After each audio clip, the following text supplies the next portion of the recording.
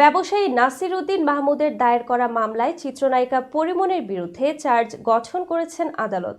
একই সঙ্গে অনুপস্থিতির কারণে তার বিরুদ্ধে গ্রেফতারি পরোয়ানা জারি করা হয়েছে।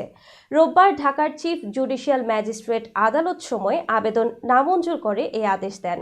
নাসির উদ্দিন 2021 সালের 6 জুলাই ঢাকার আদালতে পরিমণি সহ 3 জনের বিরুদ্ধে মামলাটি করেন। অভিযুক্ত অন্যরা হলেন ফাতেমা তুজ জান্নাত বনি ও জুনায়েদ বোগদাদি জিমি। মামলার এজাহারে বলা হয়, পরিমণি ও তার সহযোগীরা বোট ক্লাবে ঢুকে অ্যালকোহল পান করেন এবং মূল্য পরিশোধ না করেই পার্সেল নিতে চাপ দেন। নাসির এতে রাজি না হলে পরিমণি তাকে গালমন্দ করেন এবং তার দিকে গ্লাস ও মোবাইল ফোন ছুঁড়ে মারেন।